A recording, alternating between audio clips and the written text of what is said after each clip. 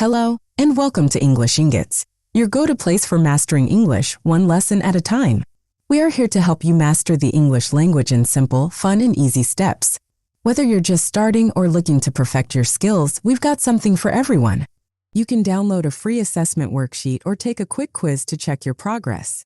These resources will help you identify your strengths and areas to improve so you can learn smarter. Just click the links in the description below to get started. Whether you prefer a printable worksheet or an interactive quiz, we've got you covered. And don't worry, it's all completely free. Today we're going to learn about the simple present tense. It's one of the most important tenses in English. You use it to talk about habits, routines, facts, and things that are always true. Let's get started. I brush my teeth twice a day, but my dentist says, "That's great, now try using toothpaste." This sentence uses the simple present tense, and today we're going to clean up your grammar using it. The simple present tense is easy to use. You just need the base form of the verb, which is the verb in its simplest form without any endings. For examples, with the verb eat, you just say, "I eat." You eat. They eat. This same structure applies for most verbs. Similarly, you use speak as in I speak. You speak. They speak. And run as in I run. You run. They run. But be careful. When you're talking about the third person singular, meaning he, she, or it, you need to add an S to the verb. This makes the sentence grammatically correct. So for he, you would say he eats, instead of he eat. For she, you would say she speaks, instead of she speak. And for it, the same rule applies, it runs, instead of it run. Using the negative form in simple present tense. The negative form in simple present tense allows us to express that something is not true or does not happen. Here's how to form and use negative statements in simple present tense. Basic structure. For most verbs, we form the negative by adding do not or don't before the base form of the verb. For examples, base form of the verb. Positive, I play tennis on weekends. Negative, I do not play tennis on weekends. I don't play tennis on weekends. For the third person singular he, she, and it, we use does not or doesn't. For examples, positive, she works in a bank. Negative, she does not work in a bank. She doesn't work in a bank. With the verb to be, the verb to be forms its negative differently by adding not directly after the verb. The verb to be has three forms in the present tense. Am is used with I, is used with he, she, it, and singular nouns. Are is used with you, we, they, and plural nouns. All of these forms create their negative by adding not directly after the verb. For examples, positive, I am a teacher. Negative, I am not a teacher. Positive, he is happy. Negative, he is not happy. He isn't happy. Positive, they are at home. Negative, they are not at home. They aren't at home. Common uses of negative statements. Negative statements are an important part of everyday communication. They allow us to express disagreement, refusal, absence of something, or to clarify what is not true. Understanding the common uses of negative statements helps us communicate more clearly and accurately in a variety of situations, from sharing opinions to stating facts and rules. For examples, stating facts that aren't true. Giraffes don't have long necks. Zebras don't have stripes. Penguins don't swim. Talking about habits or routines that don't happen. I don't drink coffee in the evening. He doesn't exercise on weekends. She doesn't take the bus to work. Expressing opinions or preferences. He doesn't like eating vegetables. She doesn't like spicy food. We don't want to go out tonight. Describing rules or facts. Students don't wear uniforms at this school. The museum doesn't open on Mondays. The library doesn't allow food or drinks inside.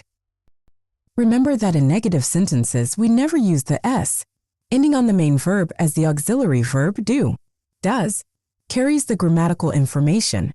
In summary, the negative form in the simple present tense is constructed using do not or does not before the base form of the verb, except for the verb to be. This form is essential for expressing denials, non-affirmative opinions, and stating what is not true or habitual. Understanding its structure helps in clearly conveying factual information, rules, and personal preference. Now let's talk about how to ask questions in the simple present tense. It's actually very easy once you know the pattern. To ask a question, we start with do or does, then add the subject and then the base form of the verb. Let's look at it step by step. We use do with I, you, we, and they. For examples, do you like pizza? We start with do, then you, and the base verb like. So, do you like pizza means, is pizza something you enjoy? Do they play football on Sundays? We start with do, then they, followed by the base verb play. So, do they play football on Sundays is asking if playing football is something they usually do every Sunday. In other words, is it their regular habit or routine? Do we need a pencil for the test? We start with do, then we, and the base verb need. So, do we need a pencil for the test means is a pencil required for the test? Now, for he, she, and it, we use does instead of do. For examples, does she go to the gym? We say does, because the subject is she. Then we use the base verb go, not goes. So it's not does she goes, it's does she go. This question is asking if going to the gym is something she does regularly as part of her usual routine. Does he watch TV every evening? We use does, because the subject is he. Then we use the base verb watch, not watches. So it's not does he watches, it's does he watch. This question is asking if watching TV every evening is something he regularly does as if it's part of his daily routine. Does it rain a lot in April? We use does, because the subject is it. Then we use the base verb rain, not rains. So it's not does it rains, it's does it rain. This question is asking if frequent rain is something that usually happens in April as if it's a common weather pattern. Next, let's talk about something very useful in English. Adverbs of frequency. These are words like always, usually, often, sometimes, and never. We use these words with the simple present tense to show how often something happens. For examples, I always drink coffee in the morning. This means that every morning, without exception, I drink coffee. It is a regular habit and part of my daily routine. She never eats chocolate. This tells us that she doesn't eat chocolate at all. It's not something she does occasionally or rarely, she simply doesn't do it. They usually go for a walk after dinner. This means that most of the time, after finishing dinner, they go for a walk.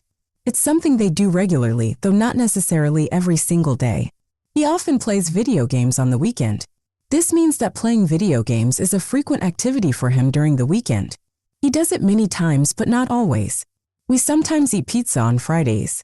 This means that occasionally, not every week, but from time to time, we have pizza on a Friday. It's not a strict rule, just something we do now and then.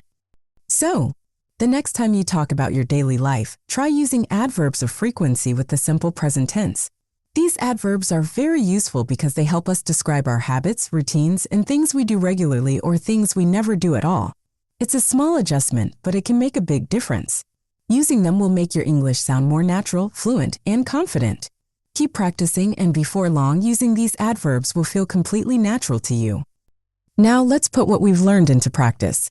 I'll read a paragraph that includes common uses of the simple present tense in everyday life. Listen carefully and try to spot as many examples of the simple present tense as you can. Let's begin. Sophie works as a graphic designer. She lives in a small apartment in the city. Every morning, she wakes up at 6:30 a.m. and makes a cup of coffee. She takes the train to work. On the way, she listens to podcasts and reads the news. She likes to stay informed. At work, Sophie designs websites and attends meetings. Her boss gives her lots of feedback and she appreciates it. Sophie usually eats lunch at her desk, but on Fridays she goes out with her coworkers. They chat, laugh, and share stories from the week. In the evening, Sophie doesn't watch TV. She reads novels or calls her sister. Her sister lives in Canada. Sophie never skips her bedtime routine. She brushes her teeth, writes in her journal, and sets her alarm. Her life is simple, but she loves it. How many simple present tense phrases did you catch in the paragraph? Let's break it down together. Sophie works as a graphic designer. She lives in a small apartment. She wakes up at 6:30 a.m. She makes a cup of coffee. She takes the train to work. She listens to podcasts. She reads the news. She likes to stay informed. Sophie designs websites. She attends meetings. Her boss gives her feedback. She appreciates it. Sophie usually eats lunch at her desk. She goes out with her coworkers on Fridays.